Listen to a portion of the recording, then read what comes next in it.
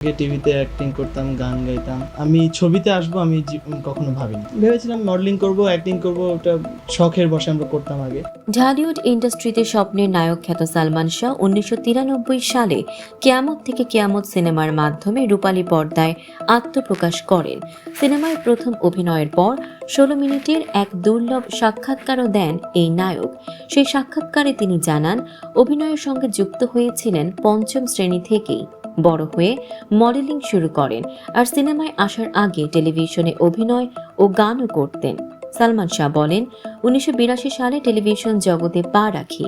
ছোটদের অনুষ্ঠান ছোট্ট খবরে অভিনয় ও গান করেছি। 1989 সালে বিটিভিতে তালিকাভুক্ত অভিনয় শিল্পী হই, তবে কখনো ভাবিনি সিনেমায় কাজ করব। তিনি আরও জানান, আমার টিভিতে ফান্টার বিজ্ঞাপন জনপ্রিয় হয়ে উঠেছিল। সোহান ভাই ওই সময় আমাকে কিভাবে দেখে জানি না। তিনি ফোন করে আমাকে সিনেমায় কাজ করার প্রস্তাব দেন। প্রথমে দ্বিধা ছিল, করব কি করব না। এমনকি বলিউড সিনেমা কিয়ামত সে কিয়ামত তক দেখার সময় আমির খানের চরিত্রে অভিনয়ের ইচ্ছাও ছিল। সালমান শাহ বলেন, আমি প্রথমেই কপিরাইট সিনেমার হিরো হয়েছি। অনেকের নানা মত থাকতে পারে, তবে আমার যুক্তি ছিল এই সিনেমায় অভিনয় করে আমির খান রাতারাতি সুপারস্টার হয়েছেন, তাই চরিত্রটি চ্যালেঞ্জিং হলেও আমি আত্মবিশ্বাস নিয়ে অভিনয় করি।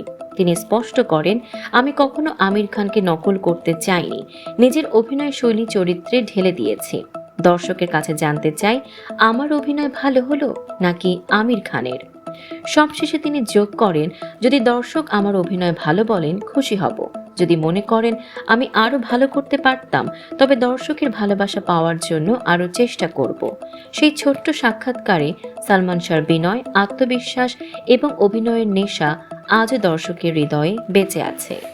দর্শক, এমনই সব চমকপ্রদ খবর পেতে ফলো করুন আমাদের ফেসবুক পেজ CB24 টিভি এবং সাবস্ক্রাইব করুন YouTube channel CB24 TV official.